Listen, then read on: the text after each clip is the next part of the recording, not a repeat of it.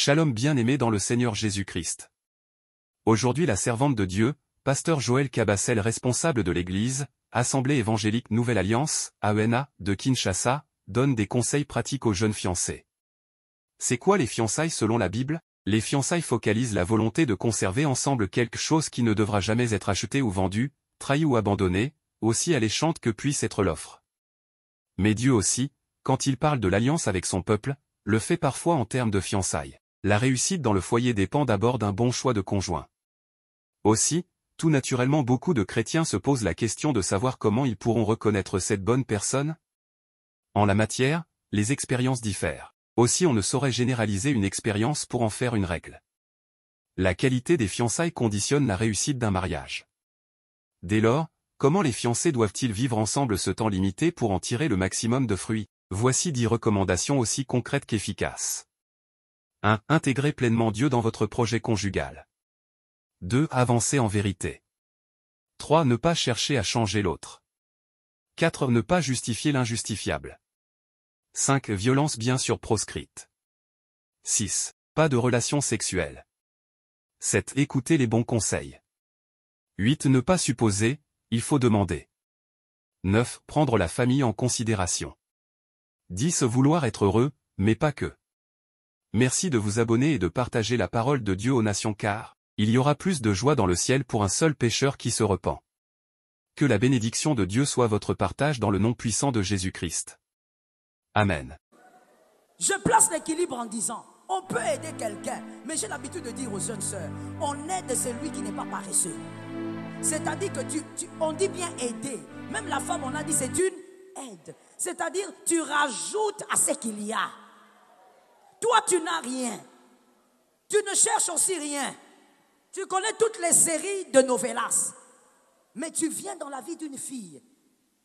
Elle paye ton taxi. Elle s'occupe de toi. Elle s'occupe de tout, au fait. Et toi, tu es là comme un sensu. J'ai dit à une jeune sœur, sors de cette relation toxique. Tu n'as pas dit amen alors que je sais que tu es dedans. Mais les filles sont bizarres. Et c'est comme ça que vous les verrez dans nos bureaux. Ah, pasteur, priez pour moi, il m'a blessé, j'ai tout donné. Qui t'a dit qu'on donne tout? Un fiancé, on ne donne pas tout. Jusqu'au jour où il va te mettre l'anneau, on te bénit ici. C'est là maintenant que tu peux tout donner. C'est ton mari. Tu peux le soutenir comme tu veux. Mais un fiancé, tu donnes tout pourquoi? Le mariage. Le choix, avant même d'arriver au mariage, le choix que tu fais ne doit pas t'amener à régresser.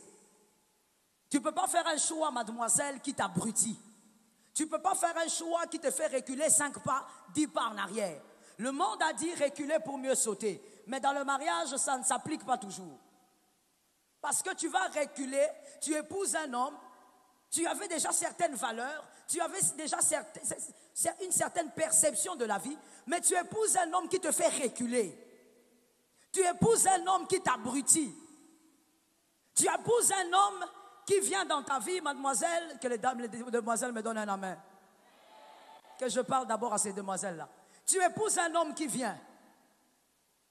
Tout ce que cet homme a, ce sont ses habits.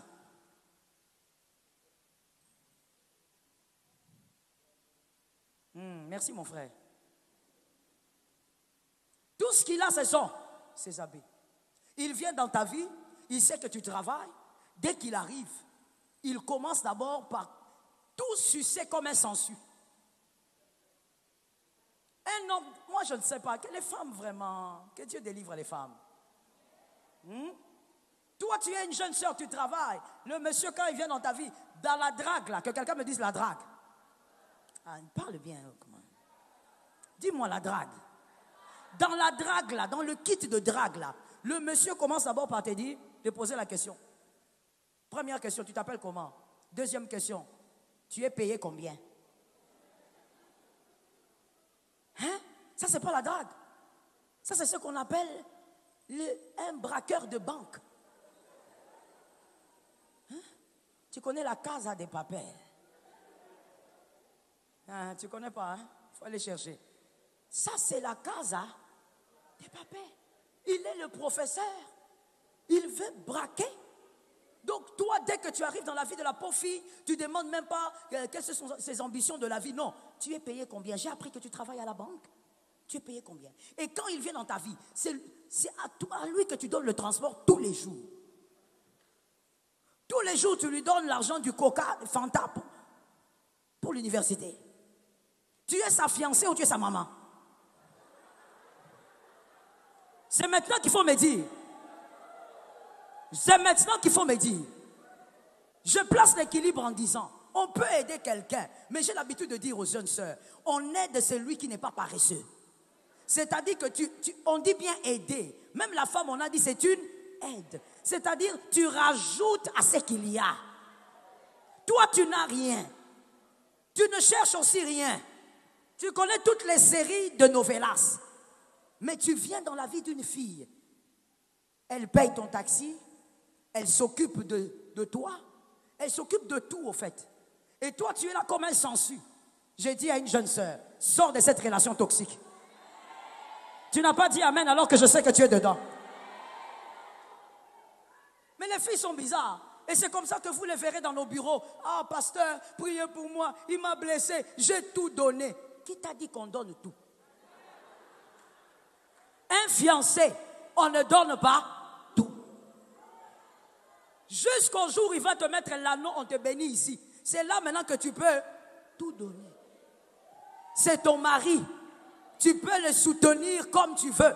Mais un fiancé, tu donnes tout pourquoi? Une fois, il y a une soeur qui est venue comme ça pleurer au bureau. Pasteur, j'ai tout donné vraiment. Louis, pendant 3 ans, je lui ai dit, ma soeur, il faut te lever. Lève-toi, lève-toi. Maman, tu dis quoi? J'ai dit, lève-toi.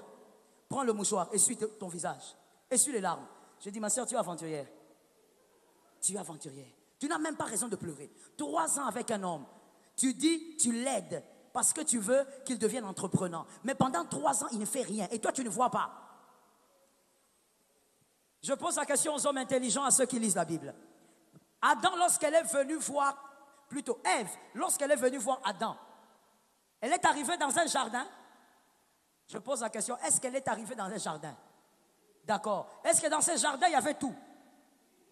Oh, pourquoi tu hésites comme ça? Tu lis la Bible, non? Dans les jardins, il y avait tout. Même les animaux. Même de l'eau. Maintenant, vous voulez quoi? Qu'est-ce que vous voulez? Parce que même quand on veut voir les principes de Dieu, la perception de Dieu, on rentre à Genèse. On rentre vers le commencement.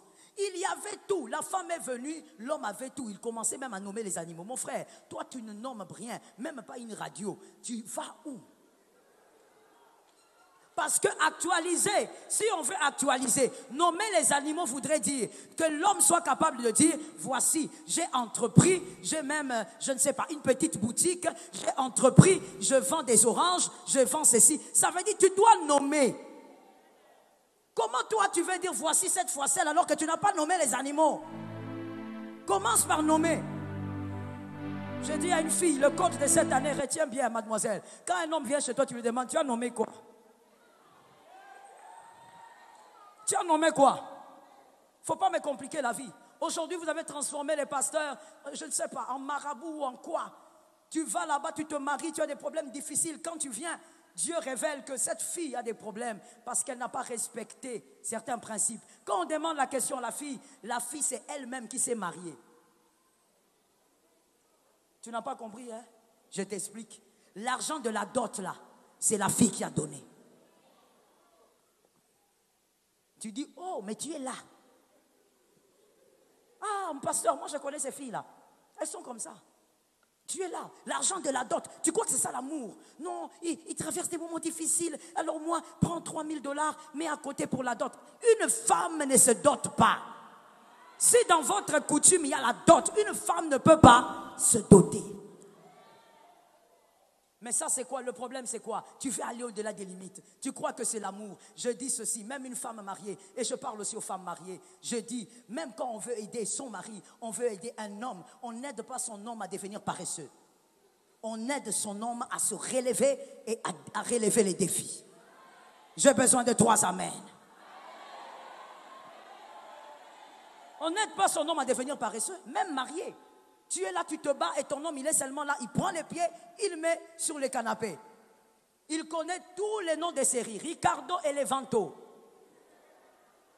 Et tu dis quoi? Moi, je suis une bonne aide. Tu n'es pas une bonne aide. Parce que ta première mission en tant qu'épouse, c'est d'être capable d'amener cet homme à accomplir sa destinée. Que l'Éternel te soit favorable. Je dis donc à quelqu'un que l'Éternel te permette, te donne la rêve. Quand tu rencontres quelqu'un, cette personne ne doit pas t'abrutir. Cette personne ne doit pas te regresser. Cette personne doit te propulser. On rencontre quelqu'un pour que les bonnes choses que l'on a s'amplifient. Comme je le disais, la personne aura aussi des défauts, mais c'est une manière aussi d'aider cette personne à devenir meilleure malgré ses défauts. On ne rencontre pas une femme, un homme pour quitter le niveau 10 vers le niveau 5. Et tu dis, non, c'est comme ça, c'est toujours dur. Mon frère, pourquoi tu es dans des logiques un peu bizarres? David, c'est David. Salomon, c'est Salomon. Celui qui comprend cette logique peut aller de l'avant différemment. David a commencé derrière les brebis. Salomon n'a pas commencé derrière les brebis. Salomon, lui, il a commencé sur le trône. Chacun a sa destinée. Ton grand-père a commencé bas. Tu n'es pas ton grand-père. Oh. Les concernés sont venus. Cette logique-là, il faut être délivré de ça. Non, vous savez, tout commence tout petit. Ça dépend. Le petit de Salomon n'est pas le petit de David. Ça dépend. Et tu n'es pas obligé de commencer comme ton père avait commencé. De commencer avec les chaises, je ne sais pas, vertes là ou quoi là. Tu n'es pas obligé. Tu as ton parcours, tu as ta destinée. Tu peux commencer à 10, tu peux commencer à 20. J'étais en train de parler à quelqu'un. Tu peux commencer à 30. Tout dépend de ta détermination, de ta foi. Est-ce que quelqu'un m'entend?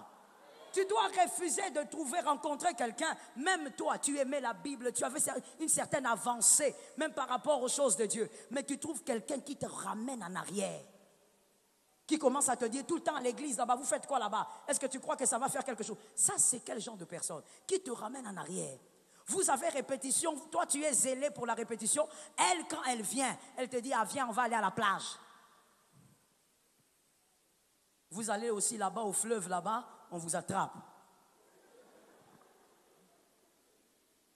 Une personne comme ça. Une personne qui t'a trouvé, tu aimes le travail, tu es un bosseur, monsieur, tu as ton travail, tu entreprends aussi à côté. Mais cette femme, quand elle vient dans ta vie, elle commence à te sucer. Lundi, tissage, mardi, make-up, mercredi, jupe, jeudi, taxi. Depuis qu'elle t'a rencontré, elle ne prend que des taxis express. Même tes économies, elle commence à y toucher. Les lundis, c'est la maman qui est malade. Mardi, c'est la grand-mère. Mercredi, l'arrière.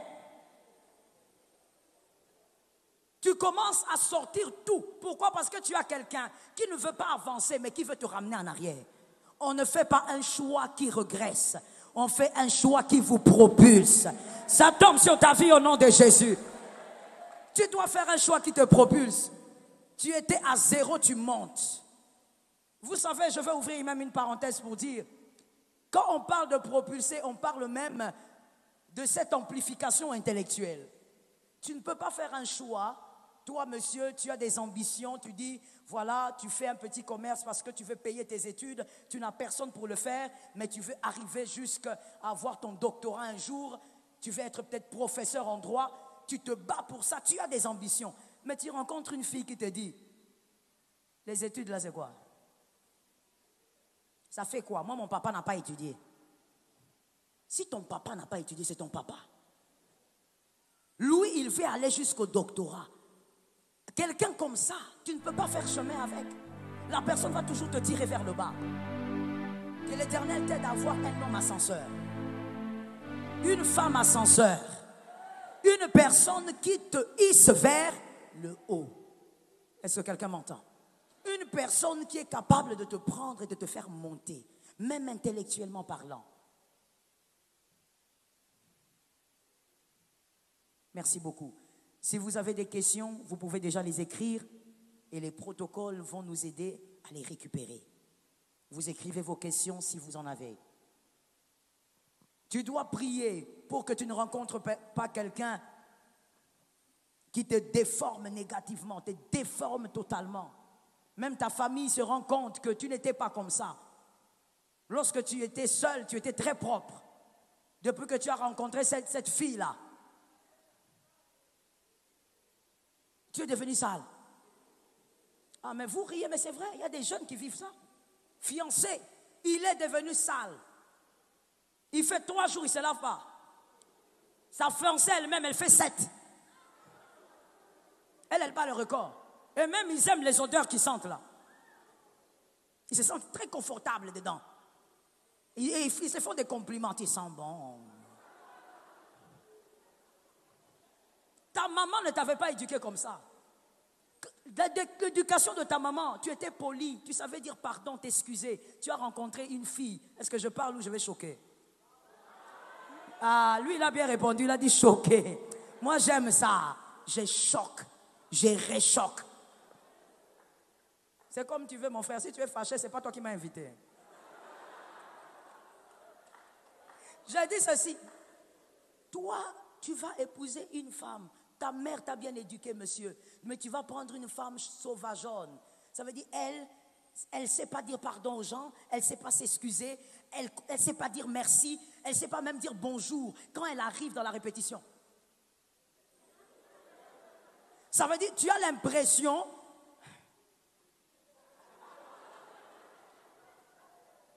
Tu as l'impression qu'elle ressemble à un animal là. Je ne veux pas citer, hein. Sinon... Là, un animal là qu'on voyait généralement quand on était petit là, qui avait une tête rouge.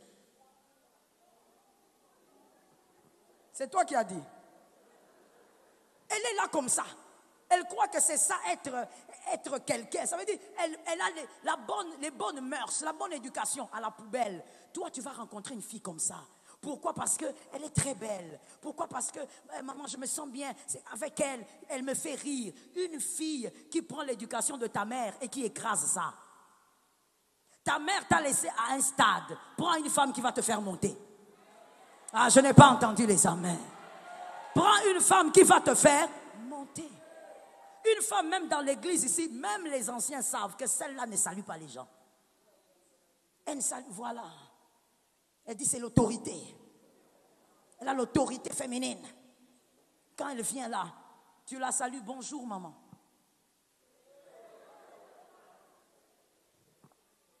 Tu te poses la question, elle dort dans les airs ou elle dort seulement en bas? Mais quand on va finir aussi les cultes, tu vas la voir là grimper sur la moto. Donc tu ne comprends pas. Toute cette fierté-là, c'est pour quoi? Des fois, ce n'est même pas un problème d'orgueil, c'est un problème d'éducation. Il y a manque d'éducation. J'ai l'habitude de dire, mon frère, on n'a pas eu tous les mêmes grâces dans la vie. Si toi, ta mère est morte très tôt, ton père est parti tôt, que l'église te donne ce que les parents n'ont pas donné. Ton amen est faible.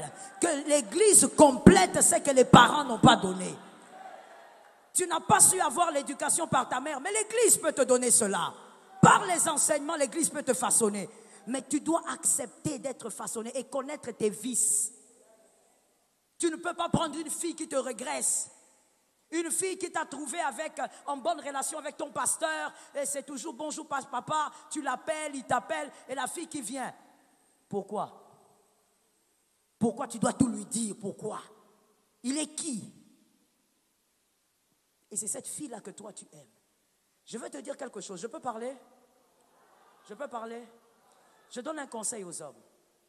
Quand tu constates que tu es avec une sœur dans les relations de fiançailles ou d'observation, fais attention lorsque cette sœur est pressée, que tu la touches.